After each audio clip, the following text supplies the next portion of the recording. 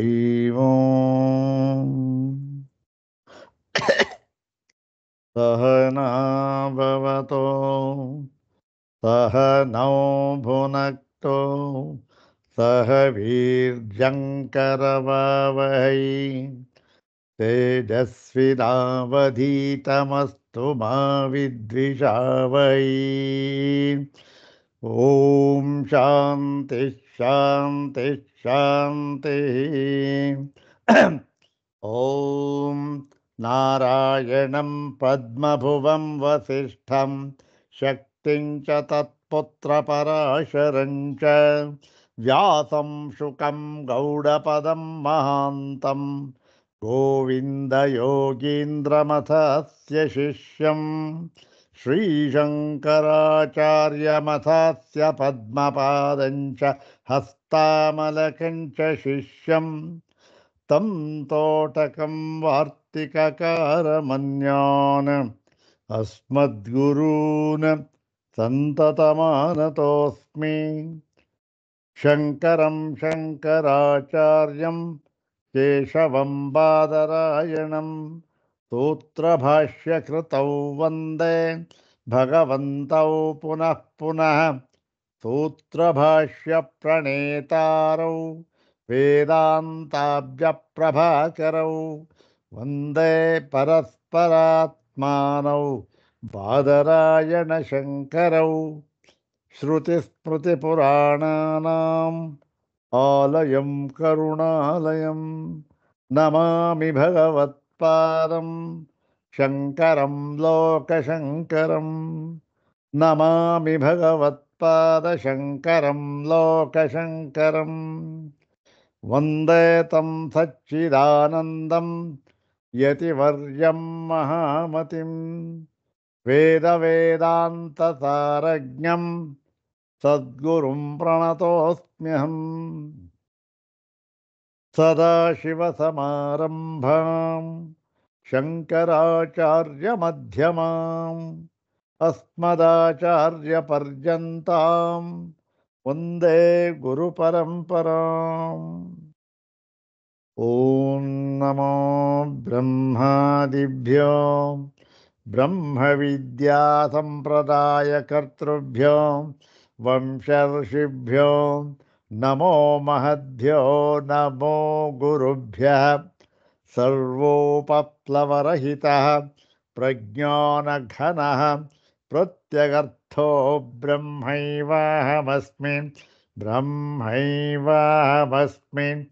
अधीहि भगवो ब्रह्म श्रीमच्छंकर भगवत पूज्यपादमहासद्गुरुभ्यो नमः।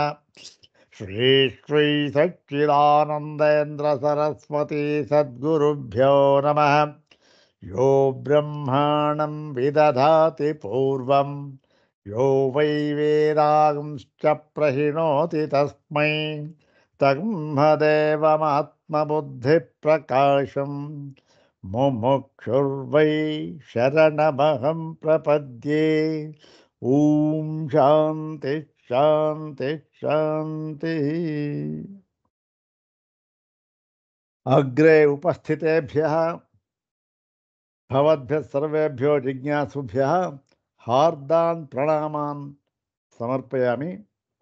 ब्रह्मसूत्र शांकर भाष्ये द्वितीयाध्याये चतुर्थे पादे चत्वारि सूत्रैरुपनिबद्धे अस्मिन् प्रथमे प्राणाधिकरणे तदुपनिबद्धं प्रथमं सूत्रं तस्मिन् अधिकरणे उपनिबद्धं प्रथमं सूत्रं द्विवारं पठित्वा सूत्रार्थं तद्भाष्यभागं च यथाचार्यानुग्रहं विचारयामः। इदं सूत्रं पादादितोऽपि प्रथमं सूत्रमेव। सर्वाग्रे शङ्करभगवत्पूज्यपादानां प्रशस्तिश्लोकमेकं पठित्वा तेषां पादारविन्दयोः शिरसा प्रणिपत्य अनुग्रहं च प्राप्य प्रकृतं प्रथमं सूत्रं तृतीयाध्याये प्रथमे द्वितीयाध्याये चतुर्थे पादे प्रथमं सूत्रम्। इदानीं तद्भाष्यभागं यथाचार्यानुग्रहं विचारयामः।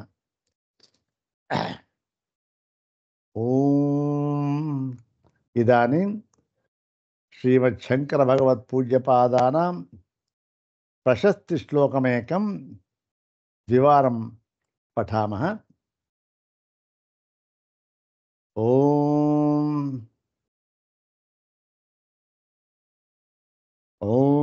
यद्भाष्योक्तेर्लवपरियुषच्छात्रवर्गा महान्तो निर्भिन्दन्ति प्रबलमतयो वादिशैलं समस्तम् यैर्वेदाब्धेरमृतमिव सद्भाष्यमापत्प्रकाशम् तत्पादाब्जं स्फुरतु हृदये ह्युद्धृतं सर्वदा मे। ॐ यद्भाष्योक्तेर्लवपरियुषच्छात्रवर्गा महान्तो निर्भिन्दन्ति प्रबलमतयो वादिशैलं समस्तम् यैर्वेदाब्धेरमृतमिव सद्भाष्यमापत्प्रकाशम् तत्पादाब्जं स्फुरतु हृदये ह्युद्धृतं सर्वदा मे। ಒಂದು ಆಚಾರ್ಯ ಪ್ರಶಸ್ತಿ ಶ್ಲೋಕ, ಉಪಮಾನಗಳು ತುಂಬ ಚೆನ್ನಾಗಿ ಕೊಟ್ಟಿದ್ದಾರೆ. ಇದು ಈ ಮನೀಷಾ ಪಂಚರತ್ನ ಅಂತಕ್ಕಂಥದ್ದು ಎಲ್ಲರಿಗೂ ಗೊತ್ತಿರತಕ್ಕಂಥದ್ದು. ಮನೀಷಾ ಪಂಚರತ್ನ 5 ಶ್ಲೋಕ ಇರ್ತಕ್ಕಂಥದ್ದು. ಅದರ ಒಂದು ಲಘು ವಿವರಣ, ಲಘು ವಿವರಣಂ ಅಂತ. ಮನೀಷಾ ಪಂಚರತ್ನ ಲಘು ವಿವರಣಂ ಅಂತ. ಇದು ನನಗೆ ಯಾರು ಬರೆದಿದ್ದು ಅಂತಕ್ಕಂಥದ್ದು ಅದು ಸಿಕ್ಕಲಿಲ್ಲ. ನೆನ್ನೆ ದಿವಸ ಯಾವುದೋ ಒಂದು ಈ ಶ್ಲೋಕ ಇವತ್ತು ಹೇಳಬೇಕು ಅಂತ ಅಂದ್ಬಿಟ್ಟು ಹುಡುಕ್ತಾ ಇದ್ದೆ, ಯಾವುದು ಹೇಳೋಣ ಅಂತ. ಯಾವುದು ಸಿಕ್ಕಲೇ ಇಲ್ಲ. ಎಲ್ಲ ಒಂದು ಸ್ವಲ್ಪ ಹೇಳಾಗಿತ್ತು, ಯಾವುದು ಸಿಕ್ಕಿಲ್ಲ. ಕಡೆಗೆ ಆಯಿತು, ಕಡೆಗೆ ಆಯಿತು ಒಂದು ಅನುಷ್ಠುಪ್ ಛಂದಸ್ಸಿನಲ್ಲಿ ಏನೋ ಯಥಾಶಕ್ತಿ ಆಚಾರ್ಯನ ಸ್ಮರಣೆ ಮಾಡೋದು, ಒಂದು ಶ್ಲೋಕ ರಚನೆ ಮಾಡೋಣ ನೋಡೋಣ ಅಂತಂದ್ಬಿಟ್ಟು ನೋಡಿದೆ. ಅಷ್ಟೊತ್ತಿಗೆ ಅದೆಲ್ಲೋ ಇದೊಂದು ಮನೀಷಾ ಪಂಚರತ್ನ ಲಘು ವಿವರಣ ಅಂತಕ್ಕಂಥದ್ದು ಸಿಕ್ತು. ಅದು ತುಂಬ ಅದೆಲ್ಲೋ ಇದಾಗಿತ್ತು. ಅದು ನೆಟ್ಟಲ್ಲಿ ನೋಡಿದೆ. ತುಂಬ ಶಿಥಿಲವಾಗಿಬಿಟ್ಟಿತ್ತು. ಅದೆಲ್ಲ ಪ್ರಿಂಟ್ ಸರಿಯಾಗಿಲ್ಲ, ಏನೂ ಆಗಿಲ್ಲ. ಅದು ಯಾರು ಅಂತಲೇ ಗೊತ್ತಿಲ್ಲ. ಅಲ್ಲೆಲ್ಲ ಮುಂದೆ ಹೊರಟೋಗಿತ್ತು. ಅಲ್ಲಿ ಈ ಒಂದು ಶ್ಲೋಕ ಸಿಕ್ತು. ಅವರು ಆಚಾರ್ಯ ಶಂಕರ ಭಗವತ್ಪಾದರನ್ನು ಸ್ತೋತ್ರ ಮಾಡಿ ಮಂಗಳ ಶ್ಲೋಕ ಇದು. ಅಲ್ಲಿಂದ ವಿವರಣೆ ಪ್ರಾರಂಭ ಮಾಡಿದ್ದಾರೆ. ವಿವರಣೆ ನಾನು ನೋಡೋಕೆ ಹೋಗೋದಿಲ್ಲ, ಇದನ್ನು ಮಾತ್ರ ನೋಡಿದೆ. ಪೂರ್ತಿ ಸಂಸ್ಕೃತದಲ್ಲಿ ಚೆನ್ನಾಗಿ ಒಂದು ಎರಡು ಸುಮ್ಮನೆ ಗ್ಲ್ಯಾನ್ಸ್ ಅಂಥರ ಮಾಡಿ ನೋಡಿದ್ರೆ ಚೆನ್ನಾಗಿದೆ. ನೋಡೋಣ ಮುಂದೆ. ಇದು ಅವರು ಬರೆದಿರ್ತಕ್ಕಂಥ ಒಂದು, ಅವರು ಮಾಡಿರ್ತಕ್ಕಂಥ ಮಂಗಳ ಶ್ಲೋಕ ಮನೀಷಾ ಪಂಚರತ್ನ ಲಘು ವಿವರಣಂ ಅಂತಕ್ಕಂಥದ್ದು ಆ ಒಂದು ಗ್ರಂಥ. ಅದರಲ್ಲಿ ನೋಡಿ, ಇದರಲ್ಲಿ ಯದ್ಭಾಷ್ಯೋಕ್ತೇರ್ ಲವ ಪರಿಷ ಛಾತ್ರವರ್ಗ ಮಹಾಂತೋ ನಿರ್ಭಿಂದಂತಿ ಪ್ರಬಲಮತಯೋ ವಾದಿಶೈಲಂ ಸಮಸ್ತಂ. ಇಷ್ಟು ಒಂದು ಭಾಗ. ಏನಿದು ಅನ್ವಯ ನೋಡಿದ್ರೆ ನಮಗೆ ಅರ್ಥ ಆಗುತ್ತೆ. ನೋಡಿ, ಯದ್ಭಾಷ್ಯೋಕ್ತೇ ಲವ ಪರಿಜುಷಃ ಮಹಾಂತೋ ಛಾತ್ರವರ್ಗಾ ಪ್ರಬಲಮತಯೋ ಭೂತ್ವಾ ಸಮಸ್ತಂ ವಾದಿಶೈಲಂ ನಿರ್ಭಿಂದಂತಿ. ಇದು ಒಂದು ಗದ್ಯದ ಪ್ರಕಾರ ಹೀಗಾಗುತ್ತೆ. ಯದ್ಭಾಷ್ಯೋಕ್ತೇರ್ ಲವ ಪರಿಷ ಛಾತ್ರವರ್ಗ ಮಹಾಂತೋ ನಿರ್ಭಿಂದಂತಿ ಪ್ರಬಲಮತಯೋ ವಾದಿಶೈಲಂ ಸಮಸ್ತಂ. ಯದ್ಭಾಷ್ಯೋಕ್ತೇ ಲವ ಪರಿಜುಷಃ ಮಹಾಂತೋ ಛಾತ್ರವರ್ಗಾ ಪ್ರಬಲಮತಯಃ ಭೂತ್ವಾ ಸಮಸ್ತಂ ವಾದಿಶೈಲಂ ನಿರ್ಭಿಂದಂತಿ. ಏನು? ಯದ್ಭಾಷ್ಯೋಕ್ತೇ ಲವ ಪರಿಜುಷಃ. ಯದ್ಭಾಷ್ಯೋಕ್ತೇ ಯಾವ ಒಂದು ಭಾಷ್ಯವಾಕ್ಯಗಳಿಂದ, ಆ ಭಾಷ್ಯವಾಕ್ಯಗಳಿಗೆ ಅಂತಹ ಅದ್ಭುತವಾದ ಸಾಮರ್ಥ್ಯವಿರತಕ್ಕಂಥದ್ದು. ಇಂತಹ ಸಮರ್ಥವಾದ ಭಾಷ್ಯವಾಕ್ಯಗಳಿಂದ ಏನು ಮಾಡೋದು? ಪೂರ್ತಿ ಏನೂ ಇಲ್ಲ, ಯಾವುದೋ ಅಲ್ಲಲ್ಲಿ ಮುಖ್ಯವಾಗಿರತಕ್ಕಂಥ ಕೆಲವು ವಾಕ್ಯಗಳನ್ನು ನೋಡಿಬಿಟ್ಟು ಓಹೋ ಏನಿದ್ರ ಅರ್ಥ ಹೀಗಿದೆಯಲ್ಲ ಅನ್ಬಿಟ್ಟು ಲವ ಪರಿಜುಷಃ. ಲವ ಅಂದ್ರೆ ಸ್ವಲ್ಪ, ಜುಷ ಅಂತಂದರೆ ಸೇವಿಸಲ್ಪಟ್ಟ. ಜುಷ ಇಲ್ಲಿ ಸೇವಿಸಲ್ಪಟ್ಟ ಅಂದರೆ ಕೃದಂತ ಪ್ರತ್ಯಯ. ಜುಷ ಅಂದರೆ ಇದು ನೌನ್. ಇದು ಅಂದರೆ ಸೇವಿಸಿರತಕ್ಕಂತಹ ಅದೇನು ಸ್ವಲ್ಪವೇ. ಭಾಷ್ಯೋಕ್ತಿ ಭಾಷ್ಯವಾಕ್ಯ ಅಂತಕ್ಕಂಥದ್ದು ಸಾಗರ, ಬೇಕಾದಷ್ಟು ವಾಕ್ಯಗಳಿವೆ. ಅದರಲ್ಲಿ ಕೆಲವು ವಾಕ್ಯಗಳನ್ನು ಇವನು ನೋಡಿ ಅದನ್ನು ಅನುಭವಕ್ಕೆ ತಂದುಕೊಂಡು ಬಿಟ್ಟರು. ಯಾರು? ಕೆಲವರು ಶಿಷ್ಯರು ಮಾತ್ರ. ಯಾರವರು? ಮಹಾಂತೋ ಛಾತ್ರವರ್ಗ. ಒಳ್ಳೆ ಈ ಒಂದು ಸಾಧನ ಚತುಷ್ಟಯ ಸಂಪನ್ನರಾಗಿರ್ತಕ್ಕಂತಹ ಛಾತ್ರವರ್ಗ, ಶಿಷ್ಯ ವೃಂದದವರು ಒಂದು ಸ್ವಲ್ಪ ಆ ವಾಕ್ಯಗಳನ್ನು ನೋಡಿ, ಭಾಷ್ಯವಾಕ್ಯಗಳನ್ನು ನೋಡಿದ್ರು. ಏನಾಯ್ತು ಅವರಿಗೆ? ನೋಡಿದ ತಕ್ಷಣ ಓಹೋ ಪ್ರಬಲ ಮತಯೋ ಭೂತ್ವ. ಪ್ರಬಲ ಮತಿಗಳಾಗ್ಬಿಟ್ರು ಅಂದರೆ ಆ ಒಂದು ಅರ್ಥದಲ್ಲಿ ದೃಢವಾಗಿ ಅರ್ಥವಾಗೋಯ್ತು ಅವರಿಗೆ. ಅಂದರೆ ಏನು? ಅನುಭವ ಪರ್ಯಂತವಾಗಿ ಆ ವಾಕ್ಯಾರ್ಥ ಜ್ಞಾನ ಆಗೋಯ್ತು, ಭಾಷ್ಯವಾಕ್ಯಾರ್ಥ ಜ್ಞಾನ ಆಗೋಯ್ತು ಅನುಭವ ಪರ್ಯಂತವಾಗಿ. ಸ್ವಲ್ಪ ಒಂದು 4 ವಾಕ್ಯ ನೋಡಿದ್ರು. ವಾಕ್ಯಾರ್ಥ ವಿಚಾರಣಾಧ್ಯವಸಾನ ನಿರ್ವೃತ್ತಾ ಹಿ ಬ್ರಹ್ಮಾವಗತಿ ಅಂತ ಹೇಳಿದ್ರು. ಓಹೋ ವಾಕ್ಯಾರ್ಥ ವಿಚಾರಣೆ ಮಾಡಬೇಕಾದರೆ ಮಾಡಿದ್ರು. ಅಲಂಕಾರೋ ಹೇಮಸ್ಮಾಕಂ ಯದ್ ಬ್ರಹ್ಮಾತ್ಮಾವಗತೌ ಸತ್ಯಾಂ ಸರ್ವಕರ್ತವ್ಯತಾ ಹಾನಿ ಕೃತಕೃತ್ಯತಾ ಚ. ಇನ್ನೊಂದು ವಾಕ್ಯ ನೋಡಿದ್ರು. ಓಹೋ ಇದೇನಿದು? ಬ್ರಹ್ಮಾತ್ಮೇಕತ್ವ ಜ್ಞಾನ ಆಗಿಬಿಟ್ರೆ ಸರ್ವ ಕರ್ತವ್ಯತಾ ಹಾನಿ ಕೃತಕೃತ್ಯತಾ ಚ ಅಂತ ಬರೆದುಬಿಟ್ಟಿದ್ದಲ್ಲ ಆಚಾರ್ಯರು. ನೋಡಿದ್ರು.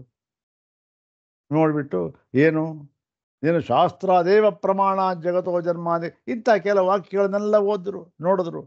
ಏನಾಯಿತು? ಪ್ರಬಲ ಅನುಭವಕ್ಕೆ ಬಂದುಬಿಡ್ತು. ಬಂದ್ಬಿಟ್ಟು ಏನು ಮಾಡಿದ್ರು? ಆಮೇಲೆ ಸಮಸ್ತಂ ವಾದಿ ಶೈಲಂ ನಿರ್ಭಿಂದಂತಿ.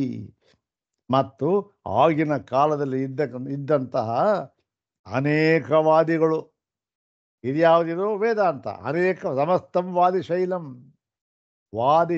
ಅವ್ರು ಸಮಸ್ತ ಏನು ಸಾಂಖ್ಯ ಯೋಗ ನ್ಯಾಯ ವೈಶ್ಯ ಇದೆಯಲ್ಲ, ಬೇಕಾದ ಜೈನ ಬೌದ್ಧ ವೈದಿಕ ಮತಗಳಾಗಿರ್ಬೋದು ಅವೈದಿಕ ಮತಗಳಾಗಿರ್ಬೋದು, ಎಲ್ಲ ಆ ವಾದಿಗಳು ಎಂಬ ಶೈಲಂ ಏನು ಬೆಟ್ಟ, ದೊಡ್ಡ ಪರ್ವತ. ಅದು ಏನು ಪರ್ವತ ಅಂತ ಯಾಕೆ ಹೇಳಿದ್ದಾರೆ?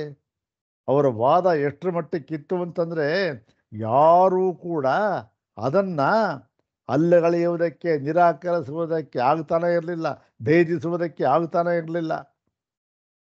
ಅಂತಹ ವಾದಿಶೈಲ ವಾದಿಗಳೆಂಬ ಪರ್ವತಗಳನ್ನು ಕೆಲವು ಭಾಷ್ಯವಾಕ್ಯಗಳನ್ನು ನೋಡಿದ್ರು, ಅನುಭವಕ್ಕೆ ತಂದುಕೊಂಡ್ಬಿಟ್ರು, ಬುದ್ಧಿಗೆ ಬಂತು.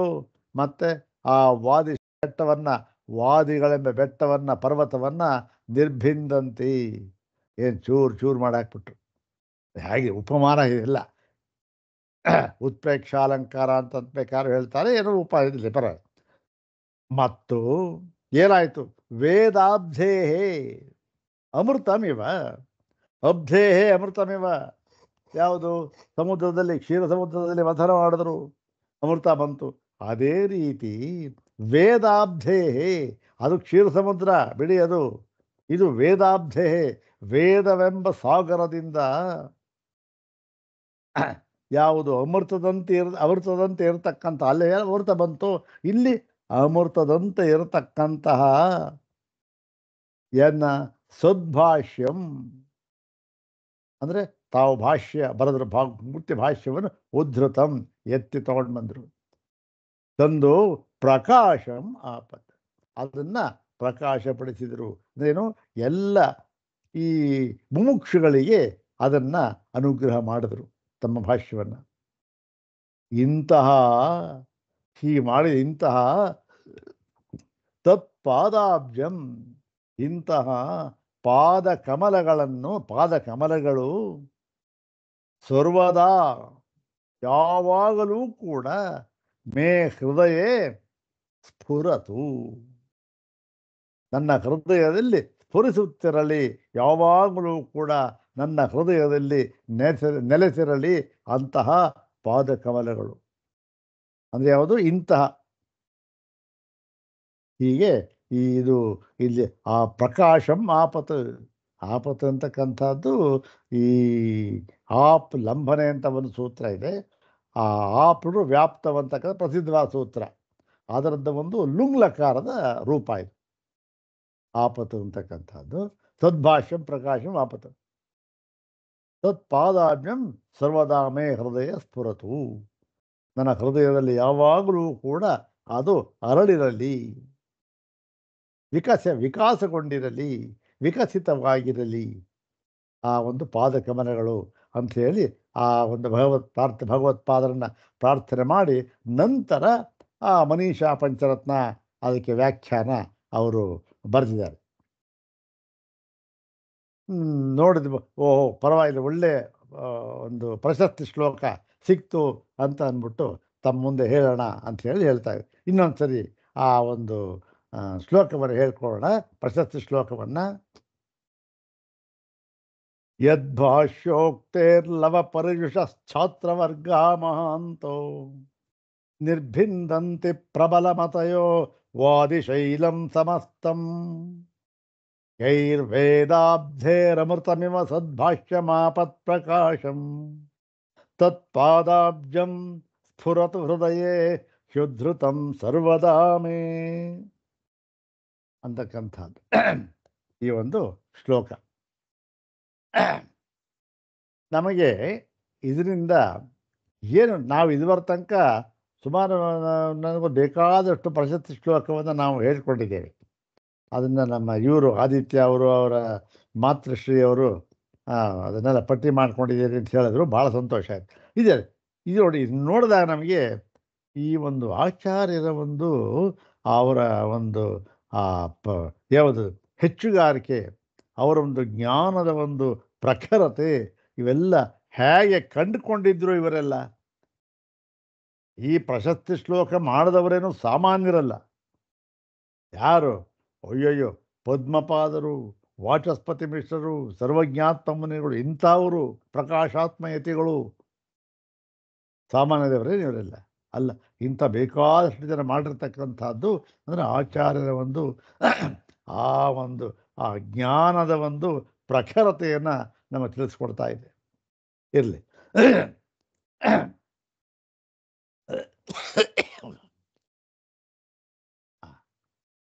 ಅಥ ಶ್ರೀಮಚ್ಛಂಕರ ಭಗವತಃ ಕೃತೌ ಶಾರೀರಕಮೀಮಾಂಸಾ ಭಾಷ್ಯೇ ದ್ವಿತೀಯೇನ್ ಅವಿರೋಧಾಧ್ಯಾಯೇನ್ ಚತುರ್ಥೇ ಪಾದೇನ್ ಪ್ರಥಮಂ ಚತುಸ್ಸೂತ್ರಾತ್ಮಕಂ ಪ್ರಾಣಾಧಿಕರಣಂ. ಓಂ ತಥಾ ಪ್ರಾಣಾಃ ಓಂ ಗೌಣ್ಯಸಂಭವಾತ್ ಓಂ ತತ್ಪ್ರಾಕ್ಶ್ರುತೇಶ್ಚ ಓಂ ತತ್ಪೂರ್ವಕತ್ವಾದ್ವಾಚಃ. ಇದು 4 ಸೂತ್ರಗಳು. ಈಗ ಈ ಸೂತ್ರದ ಸಂಬಂಧವನ್ನು ಆಚಾರ್ಯರೇ ಹೇಳ್ತಾ, ನಾವು ಹೇಳೋದು ಏನೂ ಬಾಕಿ ಇಲ್ಲ. ನಾವು ಹೇಳಿದ್ರೆ ಏನಾಗುತ್ತೆ, ಏನೋ ಸರಿಯಾಗಿ ಅರ್ಥ ಆಗೋಲ್ಲ, ಮತ್ತು ಏನೇನೋ ಗಂಟುಗಳಾಗುತ್ತೆ, ಮತ್ತು ಇನ್ನೇನೋ ಬೇರೆ ಬೇರೆ ಅರ್ಥವಾಗುತ್ತೆ. ಆಚಾರ್ಯರ ಭಾಷ್ಯ ಅಷ್ಟು ಲಲಿತವಾಗಿದೆ, ಅದನ್ನು ಓದ್ಬಿಟ್ರೆ ಯಾವ ವಿವರಣೆನೇ ಬೇಕಿಲ್ಲ. ಆದರೂ ಕೂಡ ಯಾತಕ್ಕೆ ಇಷ್ಟೊಂದು ವಿವರಣೆಗಳು ಅಂತಂದರೆ ಆ ಒಂದು ವಿಷಯ ಇದೆಯಲ್ಲ ಅಷ್ಟೊಂದು ಗಹನವಾಗಿರ್ತಕ್ಕಂಥದ್ದು, ಗಾಢವಾಗಿರ್ತಕ್ಕಂಥದ್ದು. ಎಷ್ಟೇ ಕೇಳಿದರೂ, ಎಷ್ಟು ಬಾರಿ ಕೇಳಿದರೂ ಕೂಡ ಅದು ಅನುಭವಕ್ಕೆ ಬರೋದೇ ಇಲ್ಲ. ಯಾಕೆ? ತತ್ವ ಆ ಥರ ಇದೆ. ಯಾಕೆ? ಯಥೋ ವಾಚೋ ನಿವರ್ತಂತೆ, ಮಾತಿನಿಂದ ಹೇಳಕ್ಕಾಗದೇ ಇರತಕ್ಕಂಥ ತತ್ವಗಳವೆಲ್ಲ. ಹಾಗಾಗಿ ಏನಾಗಿದೆ, ಈ ಸಂದರ್ಭ ಸುಮ್ಮನೆ ಒಂದೆರಡು ನಮ್ಮ ಮಾತನ್ನು ನೋಡ್ಕೊಳ್ಳೋಣ. ಈ ಹಿಂದಿನ ಪಾದದಲ್ಲಿ 2ನೇ ಅಧ್ಯಾಯ 3ನೆಯ ಪಾದದಲ್ಲಿ ಅಲ್ಲಿಯೂ ಕೂಡ ಉತ್ಪತ್ತಿ ಪ್ರಕರಣವನ್ನು ತೆಗೆದುಕೊಂಡಿದ್ದರು. ಉತ್ಪತ್ತಿ ಪ್ರಕರಣ ಏನು? ಉತ್ಪತ್ತಿ ಪ್ರಕರಣವನ್ನು ಸ್ವೀಕಾರ ಮಾಡಿ ಈ ಒಂದು ಪಂಚಮಹಾಭೂತಗಳು ಮತ್ತೆ ಜೀವರುಗಳು, ಯಾವುದು? ಪಂಚಮಹಾಭೂತಗಳು, ಆಕಾಶಾದಿ ಪಂಚಮಹಾಭೂತಗಳು ಮತ್ತು ಜೀವರುಗಳು, ಇವರುಗಳಿಗೆ ಹುಟ್ಟು ಅಂತಕ್ಕಂಥದ್ದು ಇದೆಯೇ ಇಲ್ಲವೇ? ಅಲ್ಲ ಸ್ವಾಮಿ, ಸಂಶಯ ಯಾಕೆ ಬಂತು? ಸಂಶಯ ಯಾಕೆ ಬಂತು ಗೊತ್ತೇ? ನೋಡಿ, ಉಪನಿಷತ್ತು ಪ್ರಮಾಣ ನಮಗೆ. ಏನಾದರೂ ಕೂಡ ಉಪನಿಷತ್ತು ಇದಮಿತ್ತಂ ಎಂಬುದಾಗಿ ಏಕವಾಕ್ಯತೆಯಿಂದ ಈ ಪಂಚಮಹಾಭೂತ ಮತ್ತು ಜೀವರುಗಳಿಗೆ ಹುಟ್ಟಿದೆ ಅಂತಲಾದರೂ ಹೇಳಿರಲಿ, ಅಥವಾ ಹುಟ್ಟಿಲ್ಲ ಅಂತಲಾದರೂ ಹೇಳಿರಲಿ, ಏನು ಏಕವಾಕ್ಯತೆ, ಒಂದು ಅಭಿಪ್ರಾಯ ಇರಬೇಕು ಎಲ್ಲ ಶ್ರುತಿಗಳಲ್ಲಿಯೂ ಕೂಡ.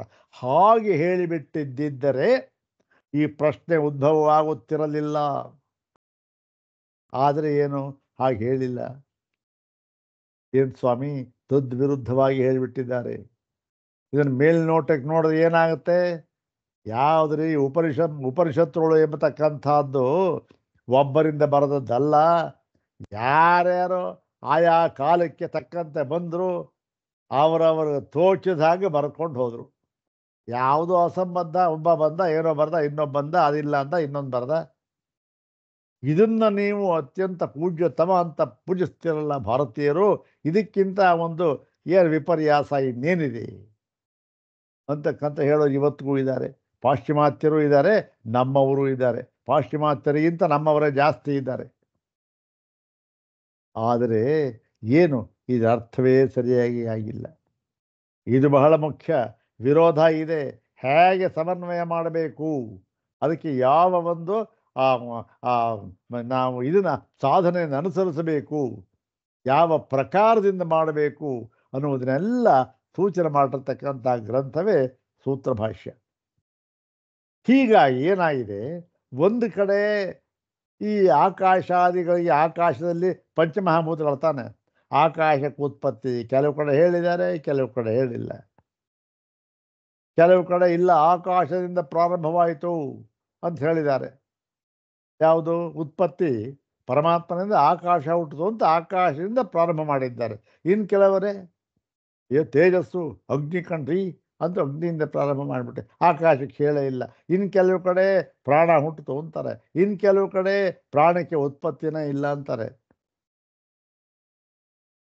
ಇನ್ನು ಕೆಲವು ಕಡೆ ಇಲ್ಲ, ಅದೂ ಕೂಡ ಪರಮಾತ್ಮನಂತೆ ಏನು ಇಲ್ಲದೆ ಅದಕ್ಕೂ ಇದಕ್ಕೂ ಅದ್ರ ಪಕ್ಕದಲ್ಲೇ ಕೂರಿಸ್ಬೇಕು ಅಂತ ಹೇಳಿಬಿಡ್ತಾರೆ.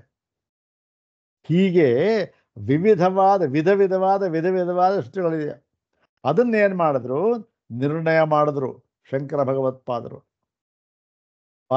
ಬಾದರಾಯಣಾಚಾರ್ಯರು ಸೂತ್ರ ರೂಪವಾಗಿ ಅದರ ನಿರ್ಣಯ ಮಾಡಿದ್ರು. ಯಾರಿಗೂ ಅರ್ಥವಾಗಿರಲಿಲ್ಲ, ಸೂತ್ರ ರೂಪದಲ್ಲಿ ಇತ್ತು. ಅದನ್ನು ವಿವರಣೆ ಕೊಟ್ಟರು ಭಗವತ್ಪಾದರು. ನಿರ್ಣಯ ಮಾಡಿದ್ರು. ಏನು ನಿರ್ಣಯ ಮಾಡಿದ್ರು? ಆಕಾಶಾದಿಗಳು ಮತ್ತು ಜೀವರುಗಳು ಯದ್ಯಪಿ ಅದಕ್ಕೆ ಶ್ರುತಿಯಲ್ಲಿ ವಿರೋಧವಿದ್ದರೂ ಕೂಡ, ಉತ್ಪತ್ತಿಯ ಬಗ್ಗೆ ವಿರೋಧವಿದ್ದರೂ ಕೂಡ ಏನು ತೀರ್ಮಾನ ಏನು, ಅವೆಲ್ಲವೂ ಕೂಡ ಹುಟ್ಟಿರತಕ್ಕಂಥವು, ಅವೆಲ್ಲವೂ ಕೂಡ ಹುಟ್ಟಿವೆ ಅಂದ್ರೇನು, ಅವೆಲ್ಲವೂ ಕೂಡ ಕಾರ್ಯಗಳೇ ಆಗಿವೆ ಅಂತ ಹೇಳಿದ್ರು. ಈಗ ಏನಾಯಿತು, ಓಹೋ, ಅದ್ರ ಜೊತೆಗೆ ಇನ್ನೂ ಒಂದೆರಡು ಮೂರು ವಿಚಾರ ತಗೊಂಡಿದ್ರು. ಯಾವುದು, ಈ ಮನಸ್ಸು ಇಂದ್ರಿಯಗಳು ಇವತ್ತು ತಗೊಂಡಿದ್ರು, ಅದೆಲ್ಲ ಬಿಡಿ, ಅದೆರಡು ಮುಖ್ಯವಾಗಿ ಎರಡನ್ನು ಹೇಳಿದ್ರು, ಆಗಿತ್ತು. ಈಗೇನು ಮಾಡ್ತಾ ಇದ್ದಾರೆ, ಈ 4ನೆಯ ಪಾದದಲ್ಲಿ ನೋಡಿ, ಅದರಂತೆ ಬರೀ ಆಕಾಶ ಜೀವ ಇವರುಗಳಿಗೆ ನೀವು ವಿರೋಧ ಇತ್ತು, ಸಂಶಯ ನಮಗಿತ್ತು, ಪರಿಹಾರ ಮಾಡಿದ್ರಿ. ಆದರೆ ಇಲ್ಲಿ ಪ್ರಾಣದ ಬಗ್ಗೆ ಹೀಗೆ ವಿರೋಧ ಇದೆಯಲ್ಲ ಸ್ವಾಮಿ, ಪ್ರಾಣವನ್ನೇ ಒಂದು ಕಡೆ ಹುಟ್ಟಿದೆ ಅಂತಾರೆ, ಒಂದು ಕಡೆ ಹುಟ್ಟಿಲ್ಲ ಅಂತಾರೆ. ಇದಕ್ಕೇನು ಹೇಳ್ತೀರಿ? ಇದನ್ನೂ ಈ ವಿರೋಧವನ್ನು ಪರಿಹರಿಸಬೇಕಾದ ನಿಮ್ಮ ಕರ್ತವ್ಯ ಅಲ್ಲವೇ ಅಂಥೇಳಿ, ಹೌದಪ್ಪ ಪರಿಹರಿಸ್ತೇವೆ ಅಂಥೇಳಿ ಈ 4ನೇ ಪಾದವನ್ನು ಪ್ರಾರಂಭ ಮಾಡಿದ್ದಾರೆ ಈ ಒಂದು ಭಗವಾನ್ ಬಾದರಾಯಣರು. ಅದು ಈ ಸಂಬಂಧ ಇಲ್ಲಿ ಪ್ರಾಣನ ವಿಷಯವಾಗಿ, ಪ್ರಾಣನಿಗೆ ಉತ್ಪತ್ತಿ ಉಂಟಾ ಇಲ್ಲವಾ? ಯಾಕೆ ಸಂಶಯ? ಅಯ್ಯೋ, ಒಂದು ಕಡೆ ಉಂಟು ಅಂತ ಹೇಳಿದ್ದಾರೆ, ಒಂದು ಕಡೆ ಇಲ್ಲ ಅಂತ ಹೇಳಿದ್ದಾರೆ, ಒಂದು ಕಡೆ ಇನ್ನೊಂದನ್ನು ಹೇಳಿದ್ದಾರೆ. ಆದ್ದರಿಂದ ಸಂಶಯ. ಅದನ್ನು ವಿಚಾರ ಮಾಡ್ತಾ ಇದ್ದಾರೆ ಇವಾಗ. ನೋಡಿ, ಭಾಷ್ಯವನ್ನು ನೋಡೋಣ. ಯಾಕೆಂದರೆ ಸ್ವಲ್ಪ ಇದರ ಬ್ಯಾಕ್ಗ್ರೌಂಡ್ ಅರ್ಥ ಆಗಿದ್ದರೆ ಭಾಷ್ಯವಾಕ್ಯ ನಮಗೆ ಬಹಳ ಬೇಗ ಅರ್ಥವಾಗ್ಬಿಡುತ್ತೆ. ದಲಿತವಾಗಿರ್ತಕ್ಕಂಥ ಭಾಷ್ಯ, ಇಂಥ ಭಾಷ್ಯ ಇನ್ನು ಎಲ್ಲೂ ಇಲ್ಲ ಅಂದರೆ ಯಾರು ವ್ಯಾಖ್ಯಾನವೇ ಇಲ್ಲ. ಅದೇ ಕ್ಲಿಷ್ಟವಾಗಿದೆ. ನೋಡೋಣ ಇರಲಿ. ಹಾಂ, 173ನೇ ಭಾಷೆ. ವಿಯದಾದಿ ವಿಷಯ ಶ್ರುತಿ ವಿಪ್ರತಿಷೇಧ ತೃತೀಯೇನ ಪಾದೇಯ ಪರಿಹೃತ ತೃತೀಯೇನ ಪಾದೇನ ಪರಿಹೃತ. ನೋಡಿ, ಇಷ್ಟು ಇದಕ್ಕಿಂತ ಸುಲಭವಾಗಿರ್ತಕ್ಕಂಥ ವಾಕ್ಯ ರಚನೆ ಮಾಡೋಕ್ಕೆ ಸಾಧ್ಯನ? ವಿಯದಾದಿ ವಿಷಯ, ವಿಯದ್ ಅಂದರೆ ಆಕಾಶ. ಏನು ಹಿಂದಿನ ಪಾದದಲ್ಲಿ ಏನು ಹೇಳಿದ್ರು? ನ ವಿಯದ ಶ್ರುತೇ ನ ವಿಯತ್ ಉತ್ಪತ್ತಿ, ನ ವಿಯದ ಉತ್ಪತ್ತಿ ಅಸ್ತಿ ಕುತಃ ಅಶ್ರುತೇ. ಆಕಾಶಕ್ಕೆ ಉತ್ಪತ್ತಿ ಇಲ್ಲ. ಯಾಕೆ ಅಂತಂದರೆ ಶ್ರುತಿಯಲ್ಲಿ ಹೇಳಿಲ್ಲ ಅಂದ್ಬಿಟ್ರು. ಈ ಥರ ಒಂದು ವಿರೋಧ ಇತ್ತಲ್ಲ, ಅದೆಲ್ಲವೂ ಕೂಡ ಪ್ರತಿಷೇಧ ಅಂದರೆ ವಿರೋಧ ಅಂತ. ಶ್ರುತಿ ವಿರೋಧ ಯಾವುದರ ಬಗ್ಗೆ? ಉತ್ಪತ್ತಿಯ ಬಗ್ಗೆ.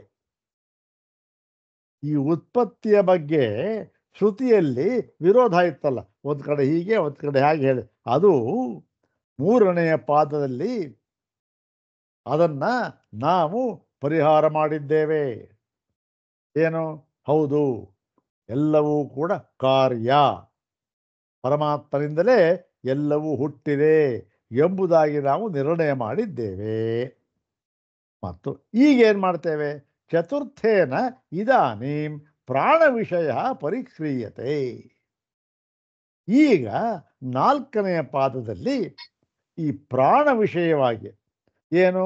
ಪ್ರಾಣ ವಿಷಯೇ ವಿರೋಧ. ಪ್ರಾಣ ವಿಷಯ ಅಂತಂದ್ರೆ ಏನು? ಪ್ರಾಣೋತ್ಪತ್ತಿ ವಿಷಯೇ, ಪ್ರಾಣಾನಾಂ ಉತ್ಪತ್ತಿ ವಿಷಯೇ ವಿರೋಧ ಪರಿಕ್ರಿಯತೆ.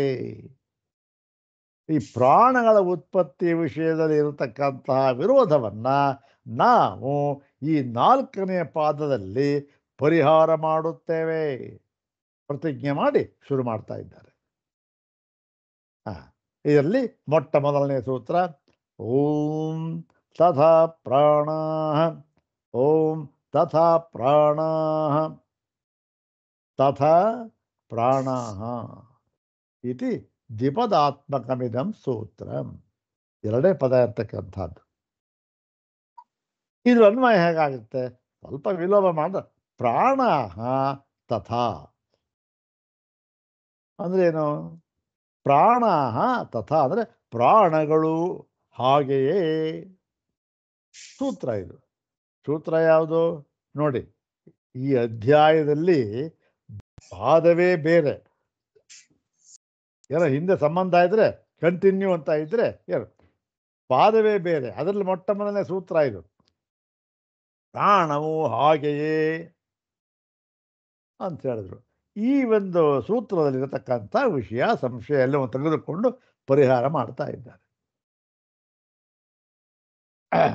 ಏನು ಪ್ರಾಣಗಳು ಹಾಗೆ ಅಂತಂದ್ರಲ್ಲ, ಅದರಲ್ಲಿ ಈ ಏನು ಇದು ಸಂಶಯ, ಒಂದು ವಿಚಾರ ಸಂಶಯ ಪೂರ್ವ ಪಕ್ಷ ಏನಾಗುತ್ತೆ ಅಂತಂದರೆ ಅದನ್ನು ಹೇಳ್ತಾ ಇದ್ದಾರೆ ನೋಡಿ. ತತ್ರ ತಾವತ್, ತತ್ರ ತಾವತ್ ಅಂದ್ರೆ ತತ್ರ ಅಂದರೆ ತಸ್ಮಿನ್ ವಿಷಯ, ತಸ್ಮಿನ್ ಪ್ರಕರಣೆ. ತಾವತ್ ಅಂದರೆ ಮೊದಲು, ತಾವತ್ ಅಂದರೆ ಏನು? ಮೊದಲು. ಮೊದಲು ಅಂದರೆ ಏನು? ಮೊದಲು ಅಂದರೆ ಅತೀತಾನಂತರೇ ಅಂತ ಅರ್ಥ. ಅತೀತಾನಂತರ ಹಿಂದಿರೋದು ಅಂತ ಅರ್ಥ. ಹಿಂದಿರೋದು ಯಾವುದು? ದ್ವಿತೀಯಾಧ್ಯಾಯಸ್ಯ ತೃತೀಯೇ ಪಾದೆ ಅಂತ. ತತ್ರ ತಾವತ್, ತಾವತ್ ಇತ್ಯರ್ಥ. ತಾವತು ಇತಿ ದ್ವಿತೀಯಾಧ್ಯಾಯಸ್ಯ ತೃತೀಯೇ ಪಾದೆ ಅಸ್ಮಿನ್ ವಿಷಯೇ ತತ್ತೇಜೋ ಅಸೃಜತ ಇತಿ ತಸ್ಮಾದ್ವಾಯ ತಸ್ಮಾದಾತ್ಮನ ಆಕಾಶ ಸಂಭೂತಃ ಇತಿ ಚೈವಮಾದಿಷು ಉತ್ಪತ್ತಿ ಪ್ರಕರಣೇಷು ಪ್ರಾಣಾನಾಂ ಉತ್ಪತ್ತಿ ನಾಮ್ನಾಯತೆ. ಅಲ್ಲಿ ಉತ್ಪತ್ತಿಯನ್ನು ಹೇಳಿದರು. ಅಲ್ಲಿ ಏನು ಮಾಡಿದ್ರಿ? ಉತ್ಪತ್ತಿಯನ್ನು ಹೇಳಿದ್ರು. ಓಹೋ ಹೌದು, ಇವೆಲ್ಲ ಉತ್ಪತ್ತಿಯಾಗಿವೆ ಅಂತ ಹೇಳಿ ಕಾರ್ಯ ಸಿದ್ಧ ಮಾಡಿಬಿಟ್ರಿ. ಆದರೆ ಅಲ್ಲಿ ಏನು ಮಾಡಿದ್ರು? ಈ 2 ಯಾವುದು? ಪಂಚಮಹಾಭೂತಗಳನ್ನು ಹೇಳಿದ್ರು, ಮತ್ತೆ ಈ ಒಂದು ಜೀವಾಯುವನ್ನು ಹೇಳಿದ್ರು. ಮತ್ತೆ ಪಂಚಮಹಾಭೂತಗಳನ್ನು ಹೇಳಿದಾಗ ಒಂದು ಕಡೆ ತೇಜಸ್ ಹೇಳಿದ್ರು, ಆಕಾಶ ಏನೋ ಇತ್ತು. ಅದರಲ್ಲಿ ಈ ಪ್ರಾಣಗಳ ಉತ್ಪತ್ತಿಯನ್ನು ಹೇಳಲೇ ಇಲ್ಲ ಅವರು. ಜೀವ ಆಯಿತು, ಮತ್ತು ಪಂಚಭೂತಗಳಾಯಿತು. ಪ್ರಾಣ ಏನು ಸ್ವಾಮಿ, ಪ್ರಾಣ ಎಲ್ಲಿ? ಪ್ರಾಣದ ಬಗ್ಗೆ ಹೇಳಲೇ ಇಲ್ವಲ್ಲ. ಹೇಳಲೇ ಇಲ್ಲ ಅಂದರೆ ಏನರ್ಥ? ಏನರ್ಥ? ಪ್ರಾಣನ ಹುಟ್ಟಿಲ್ಲ ಅಂತ ಅರ್ಥ ಅಷ್ಟೆ. ಹೇಳಿದ್ದಿದ್ದರೆ ಏನಾಗಬೇಕಾಗಿತ್ತು? ಓ ಇಲ್ಲ ರೀ, ಪ್ರಾಣಕ್ಕೂ ಹುಟ್ಟಿದೆ, ಇದು ಕಾರ್ಯ ಅಂತ ಹಿಂದಿನ ಹಾಗೆ ಆ 3ನೇ ಅಧ್ಯಾಯ 3ನೇ ಪಾದದಲ್ಲಿ ಹೇಳಿದ್ರಲ್ಲ, ಅದೇ ರೀತಿ ಸಿದ್ಧ ಮಾಡಬೇಕಾಗಿತ್ತು. ಹೇಳಿಲ್ವಲ್ಲ. ನಾಮ್ನಾಯತೆ ಮತ್ತು ಕ್ವಚಿಚ್ಚ ಅನುತ್ಪತ್ತಿರೇವ ಯೇಷಾಂ ಆಮ್ನಾಯತೆ. ಈಗ ಅಲ್ಲಿ ಏನಾಗಿತ್ತು? ಪ್ರಾಣವು ಹುಟ್ಟಿದೆಯೇ ಹುಟ್ಟಿಲ್ಲವೇ? ಹುಟ್ಟಿದೆ ಅಂತ ಒಂದು ಕಡೆ ಹೇಳಿದ್ರು, ಹುಟ್ಟಿದೆ ಅಂತ ಇನ್ನೊಂದು ಕಡೆ ಹೇಳಿದ್ರು. ಯಾವುದು? ಆಕಾಶಾದಿಗಳನ್ನು. ಅದೇ ರೀತಿ ಇಲ್ಲಿಯೂ ಕೂಡ ಏನಾಯಿತು? ಒಂದು ಕಡೆ ಹುಟ್ಟಿದೆ ಅಂತ ಹೇಳ್ತಾರೆ, ಒಂದು ಕಡೆ ಹುಟ್ಟಿಲ್ಲ ಅಂತ ಹೇಳ್ತಾರೆ. ಮತ್ತೆ ಇನ್ನು ಕೆಲವು ಕಡೆ ಕ್ವಚಿಚ್ಚ ಅನುತ್ಪತ್ತಿರೇವ ಯೇಷಾಂ, ಕೆಲವು ಕಡೆ ಹುಟ್ಟೇ ಇಲ್ಲ ಅಂತ ಹೇಳಿಬಿಟ್ರು. ಕೆಲವು ಕಡೆ ಸಂಶಯದಿಂದ ಹೇಳಿದ್ರು, ಹುಟ್ಟಿದೆ ಅಂತ ಒಂದು ಕಡೆ ಹೇಳಿದ್ರು, ಹುಟ್ಟಿಲ್ಲ ಅಂತ ಇನ್ನೊಂದು ಕಡೆ ಹೇಳಿದ್ರು ಸಂಶಯ. ಕೆಲವು ಕಡೆ ಹುಟ್ಟೇ ಇಲ್ಲ ಅಂತ ತೀರ್ಮಾನ ಮಾಡಿ ಹೇಳಿಬಿಟ್ರು ಅಂಥೇಳಿ ಎಲ್ಲಿ ಅದಕ್ಕೆ ಉದಾಹರಣೆ ಕೊಡ್ತಾರೆ. ಅಸದ್ವಾ ಇದಮಗ್ರ ಆಸೀತ್ ತದಾಹು ಕಿಂ ತತ್ ಅಸದಾಸೀತ್ ಇತಿ ಋಷಯೋ ವಾವತೆ ಅಗ್ರೆ ಸದಾಸೀತ್ ತದಾಹು ಕೇತೆ ಋಷಯಃ ಇತಿ ಪ್ರಾಣಾವಾವ ಋಷಯಃ ಇತ್ಯತ್ರ ಪ್ರಾಗುತ್ಪತ್ತೇಃ ಪ್ರಾಣಾನಾಂ ಸದ್ಭಾವ ಶ್ರವಣಾತ್. ನೋಡಿ ಸ್ವಾಮಿ, ಪ್ರಾಣನಿಗೆ ಏನು ಉತ್ಪತ್ತಿನೇ ಇಲ್ಲ ಅಂತ ಘಂಟಾ ಘೋಷವಾಗಿ ಹೇಳ್ಬಿಟ್ರು. ಪ್ರಾಣನಿಗೆ ಉತ್ಪತ್ತಿನ ಇಲ್ಲವೇ ಇಲ್ಲ ಅಂತ. ಕೆಲವು ಕಡೆ ಉತ್ಪತ್ತಿ ಇದೆ ಇಲ್ಲ ಅಂತ ಹೇಳಿದ್ರು, ಅದು ಬಿಡಿ, ಸಂಶಯ ಆಯಿತು. ಇನ್ನು ಕೆಲವು ಕಡೆ ಏನು ಹೇಳಿಬಿಟ್ರು? ನಿರ್ಧಾರವಾಗಿ ಪ್ರಾಣನಿಗೆ ಉತ್ಪತ್ತಿಯೇ ಇಲ್ಲ ಅಂತ ಹೇಳಿಬಿಟ್ರು. ಓಹೋ, ಅದನ್ನು ಹೇಳಿದ್ದಾರೆ. ಅಂದರೆ ಅದ್ರ ಆತ್ಮನ ಥರನೇ ಆಗೋಯ್ತಲ್ಲ. ಹೌದು, ಹಾಗೆ ಹೇಳಿಬಿಟ್ಟಿದ್ದಾರೆ. ಎಲ್ಲಿ ಹೇಳಿದ್ದಾರೆ ಸ್ವಾಮಿ? ಇಲ್ಲಿ ಹೇಳಿದ್ದಾರೆ. ಇಲ್ಲಿ ಶತಪಥ ಬ್ರಾಹ್ಮಣದಲ್ಲಿ ನೋಡಿ, ಅಸದ್ವಾಯುಧಮಗ್ರ ಆಸೀತ್ ಅಂತ ಹೇಳಿಬಿಟ್ಟು ಅತ್ರ ತಥಾ ಇವ ಕಿಂ ತತ್ ಅಸದಾಸೀತ್. ಏನ್ರಿ ಇದು? ಮೊದಲು ಅಸತ್ಯ ಆಗಿದ್ದಿತು, ಅಸತ್ಯ ಇತ್ತು ಅಂಥೇಳಿ ಅಲ್ಲಿ ಯಾವುದು ಅಸತ್ತು? ಅಸತ್ತು ಅಂದ್ರೆ ಏನು ಅಂತ ಕೇಳಿದಾಗ ಪ್ರಶ್ನೆ ಮಾಡಿದ್ರು. ಅದಕ್ಕೆ ಕೇಳಿದಾಗ ಗುರುಗಳು ಏನು ಹೇಳಿದ್ರು? ತತ್ ಅಸದಾಸೀತ್ ಇತಿ ಋಷಯೋ ವಾವತೆ ಅಗ್ರೆ ಅಸತ್ ಆಸೀತ್. ಅಸದಾಸೀತ್ ಅಂದರೆ ಋಷಿಗಳು ಮೊದಲು, ಉತ್ಪತ್ತಿಗಿಂತ ಮುಂಚೆ ಋಷಿಗಳು ಅಂದರೆ ಅಸತ್ ಎಂಬತಕ್ಕಂಥ ಮಾತು ಋಷಿಗಳು ಎಂಬತಕ್ಕಂಥ ಋಷಿಗಳು ಇದ್ದರು. ಆಯಿತು, ಋಷಿಗಳು ಏನು ಇದು? ಹುಟ್ಟೇ ಉತ್ಪತ್ತಿಯೇ ಆಗಿಲ್ಲ. ಏನು? ಉತ್ಪತ್ತಿನೇ ಆಗಿಲ್ಲ, ಇನ್ನು ವ್ಯಾಕರಣವೇ ಆಗಿಲ್ಲ. ಪ್ರಾಗ್ ಉತ್ಪತ್ತೇ, ಉತ್ಪತ್ತಿಗಿಂತ ಹಿಂದೆ ಋಷಿಗಳು ಎಲ್ಲಿ ಬಂದ್ಬಿಟ್ರು? ಋಷಿಗಳು ಶಿವ ಹೇಳ್ತಾರೆ, ಅವ್ರು ಎಲ್ಲಿ ಬಂದ್ಬಿಟ್ರು ಅಂತ ಹೇಳಿದ್ರೆ, ಋಷಿಗಳು ಅಂತ ಹೇಳಿ ಏನು ಗೊತ್ತೇನಪ್ಪ? ಋಷಿಗಳು ಅಂದರೆ ನೀ ತಿಳ್ಕೊಂಡಿರೋ ಹಾಗೆ ಯಾರೋ ಗಡ್ಡ ಮೀಸೆ ಇಟ್ಕೊಂಡು ತಪಸ್ ಮಾಡ್ತಾ ಇರೋ ಋಷಿಗಳಲ್ಲ. ಇದು ಋಷಿಗಳು ಅಂದರೆ ಏನು ಗೊತ್ತೇನು? ಪ್ರಾಣಾವಾವತೆ ಋಷಯ, ಪ್ರಾಣಾವಾವ ಋಷಯ ಅಂದರೆ ಋಷಿಗಳು ಅಂದರೆ ಪ್ರಾಣಗಳು ಅಂತ ಅರ್ಥ. ನೋಡಿ, ಇವೆಲ್ಲ ಹೇಗೆ ಗೊತ್ತಾಗುತ್ತೆ ನಮಗೆ? ಋಷಿಗಳು ಅಂದ್ರೆ ಪ್ರಾಣಗಳು ಅಂದರೆ ಹೇಗೆ ಅರ್ಥವಾಗುತ್ತೆ? ಇದು ಧಾತ್ವರ್ಥವೂ ಹೊಂದಲ್ಲ, ಇದು ಧಾತ್ವ ಹೇಗೋ ಮಾಡಿ ಹೊಂದಿಸ್ತಾರೆ, ಅದು ಬೇರೆ ವಿಚಾರ. ಆದರೆ ಪ್ರಸಿದ್ಧವಾಗಿ ಏನೂ ಇಲ್ಲ. ಇದು ಈ ಒಂದು ಭಾಗದಲ್ಲಿ ಮಾತ್ರ ಗೊತ್ತಾಗಬೇಕು. ಗುರುಪದೇಶ ಮತ್ತು ಈ ಶಾಸ್ತ್ರವಾಕ್ಯ ಇವರಿಂದ ಮಾತ್ರ ಗೊತ್ತಾಗಬೇಕಷ್ಟೆ. ನೋಡಿ, ಏನು? ಪ್ರಾಣಾವಾವ ಋಷಯ, ಇದು ಪ್ರಾಣವು ಆ ಋಷಿಗಳು ಅಂತ ಹೇಳ್ತಾರೆ. ಇತ್ಯತ್ರ ಇಲ್ಲಿ ಹೀಗೆ ಹೇಳಿಬಿಟ್ಟು ಪ್ರಾಗುತ್ಪತ್ತೇ ಅಂದರೆ ಉತ್ಪತ್ತಿಗಿಂತ ಮುಂಚೆ ಪ್ರಾಣಾನಾಂ ಸದ್ಭಾವ ಪ್ರಾಣಗಳು ಇದ್ದು, ಅದು ಪ್ರಾಣ ಉತ್ಪತ್ತಿ ಇಲ್ಲ, ಉತ್ಪತ್ತಿ ಮುಂಚೆನೇ ಇದ್ಬಿಟ್ಟಿತ್ತು ಇವು ಪ್ರಾಣಗಳು ಅಂತ ಹೇಳಿದ್ದಾರೆ. ಮತ್ತು ಅನ್ಯತ್ರತು ಪ್ರಾಣಾನಾಮಪಿ ಉತ್ಪತ್ತಿ ಪಠ್ಯತೆ. ಆಯಿತು, ಇನ್ನೊಂದು ಕಡೆ ಹೇಳಿದ್ರು, ಅದು ಶ್ರುತಿನೇ. ಅಲ್ಲಿ ಪ್ರಾಣನು ಉತ್ಪತ್ತಿಯಾಗಿದ್ದಾನೆ, ಉತ್ಪನ್ನವಾಗಿದ್ದಾನೆ ಅಂತೆ ಬಾಯಿ ಬಿಟ್ಟು ಪ್ರಾಣನಿಗೆ ಉತ್ಪತ್ತಿಯನ್ನು ಹೇಳಿದ್ದಾರೆ. ಅಲ್ಲಿ ಉತ್ಪತ್ತಿಯೇ ಆಗಿಲ್ಲ ಅಂತ ಹೇಳಿಬಿಟ್ಟು ಇದು ಉತ್ಪತ್ತಿಯನ್ನು ಹೇಳಿದ್ದಾರೆ. ಅದೆಲ್ಲಿ ಹೇಳಿದ್ದಾರೆ ಅಂದರೆ ಯಥಾ ಅಗ್ನೇರ್ಜ್ವಲತಃ ಕ್ಷುದ್ರಾ ವಿಸ್ಫುಲಿಂಗಾ ವಿಚ್ಚರಂತಿ ಏವಮೇವ ಏತಸ್ಮಾದಾತ್ಮನಃ ಸರ್ವೇ ಪ್ರಾಣಾಃ. ನೋಡಿ, ಯಥಾ ಅಗ್ನೇರ್ಜ್ವಲತಃ ಅಂದರೆ ಒಂದು ಅಗ್ನಿ ಇದೆ, ಜ್ವಾಜ್ವಲ್ಯಮಾನವಾಗಿ ಉರಿತಾ ಇದೆ, ಧಗ ಧಗ ಧಗ ಅಂತ ಉರಿತಾ ಇದೆ. ಅಲ್ಲಿ ಆ ಮಹಾನ್ ಅಗ್ನಿ ಜ್ವಾಜ್ವಲ್ಯಮಾನವಾಗಿ ಉರಿತಾ ಇದೆ. ಅದು ಏನು ಒಳ್ಳೆ ಶಬ್ದ ಮಾಡ್ಕೊಂಡು ಉರಿತಾ ಇದೆ, ಬುಸ್ ಬುಸ್ ಅಂತ ಉರಿತಾ ಇದೆ. ಅಂತಹ ಬೆಂಕಿಯಿಂದ, ಅಗ್ನಿಯಿಂದ ಕ್ಷುದ್ರ ವಿಸ್ಫುಲಿಂಗಾ, ಅದು ದೊಡ್ಡದಾಗಿದೆ. ಅಲ್ಲಿ ಕ್ಷುದ್ರ ಅಂದರೆ ಎಕ್ಕಷ್ಟು ಸಣ್ಣ ಸಣ್ಣ ವಿಸ್ಫುಲಿಂಗಾ ಕಿಡಿಗಳು ಅದರಿಂದ ವಿಚ್ಚರಂತವೆ, ಸಿಡಿದೇಳುತ್ತವೆ.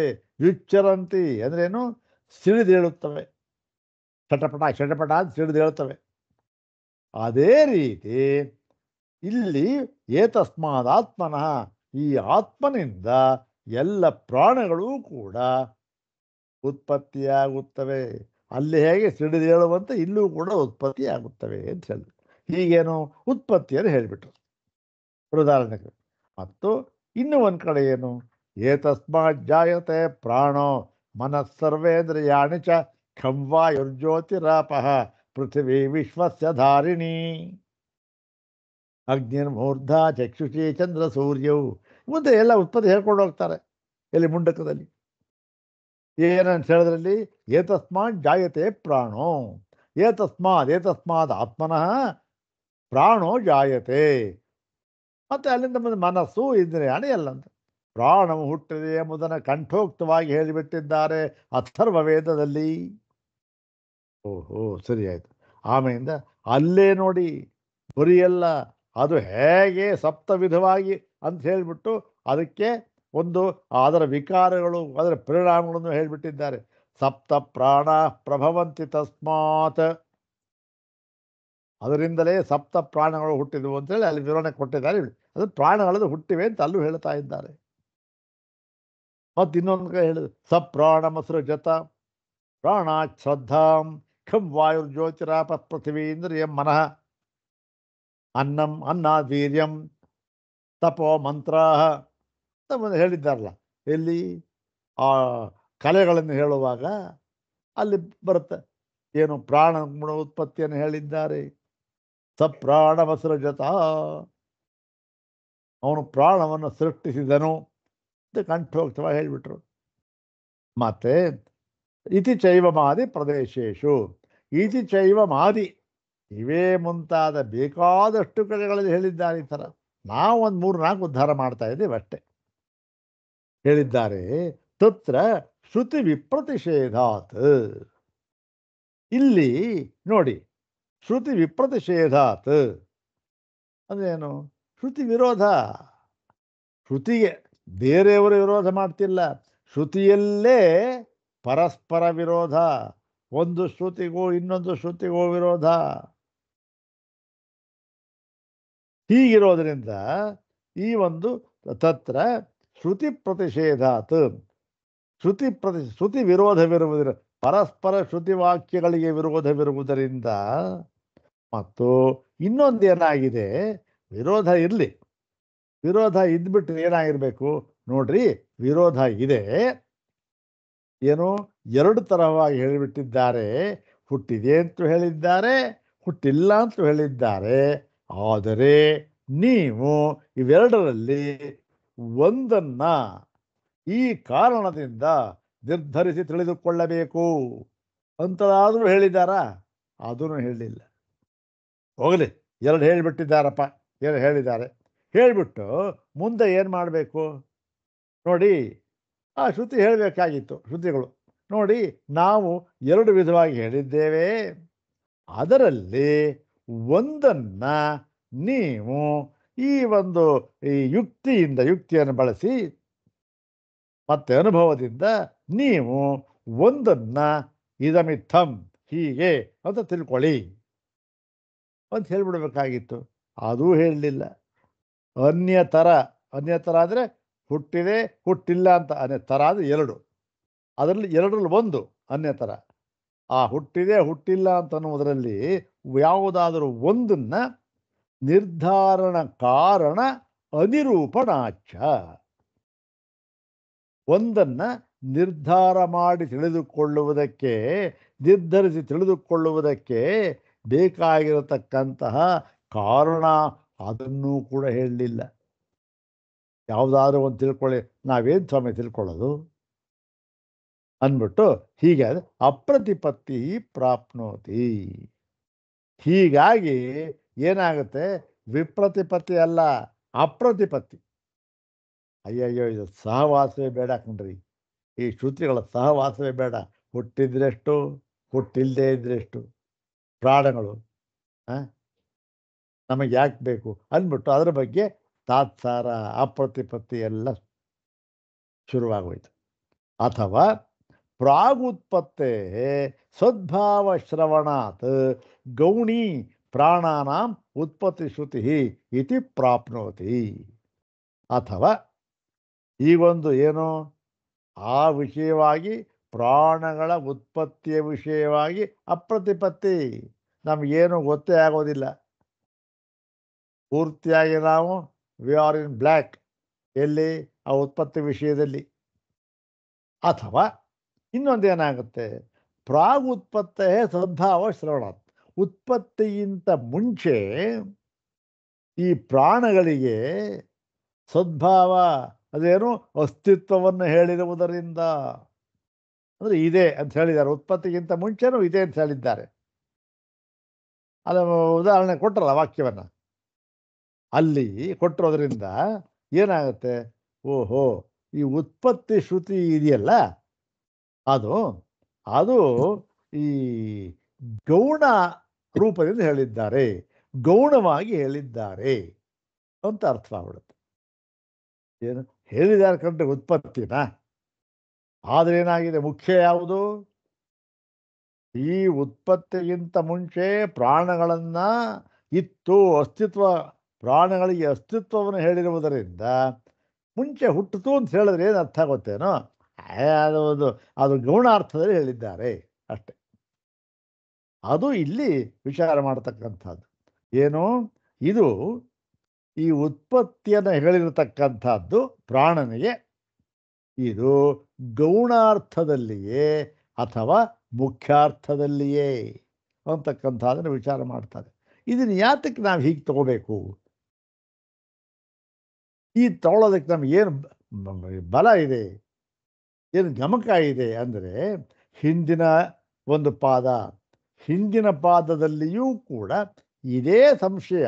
ಇದು ಗೌಣ, ಯಾವುದು ಪಂಚಮಹಾಭೂತಗಳು ಮತ್ತು ಜೀವ, ಇವರುಗಳಿಗೆ ಉತ್ಪತ್ತಿ ಅಂತ ಹೇಳಿದಾಗ ಅದು ಗೌಣಾರ್ಥದಲ್ಲಿ ಹೇಳಿದ್ದಾರೆ ಅಂತ ಅಲ್ಲಿ ವಿಚಾರ ಮಾಡಿ ಮುಂದೆ ತೀರ್ಮಾನ ಮಾಡಿ, ಗೌಣ್ಯ ಸಂಭವಾತ್ ಅವತ್ತ ನಾನು ಹೇಳಿತ್ತಲ್ಲ, ನವ್ಯದ ಶ್ರುತೇ ಹೇಳಿಲ್ಲ, ಅಸ್ತಿತ್ವ ಹೇಳಿದ್ದಾರಲ್ಲ ಉತ್ಪತ್ತಿಯನ್ನು, ಅಂದರೆ ಗೌಣ್ಯ ಸಂಭವ, ಗೌಣಿ ಏನ ಗೌಣ ದೃಷ್ಟಿಯಿಂದ ಹೇಳಿದ್ದಾರೆ ಕಣ್ರಿ, ಗೌಣಿ ದೃಷ್ಟಿಯಿಂದ ಇಲ್ಲೂ ಅದೇ ರೀತಿ ಉತ್ಪತ್ತಿಯನ್ನು ಗೌಣಾರ್ಥದಲ್ಲಿ ಹೇಳಿದ್ದಾರೆಯೇ ಮುಖ್ಯಾರ್ಥದಲ್ಲಿ ಹೇಳಿದ್ದಾರೆಯೇ ಅಂತ ವಿಚಾರ ಮಾಡುತ್ತೆ. ಅದನ್ನು ಮಾಡಿ ಮುಂದೆ ಅದನ್ನು ವಿಚಾರ ಮಾಡ್ತಾರೆ. ಅದನ್ನು ಮುಂದಿನ ಭಾಗದಲ್ಲಿ ನೋಡೋಣ. ಓಂ ಶಾಂತಿ ಶಾಂತಿ ಶಾಂತಿ. ಓಂ ತತ್ಸತ್.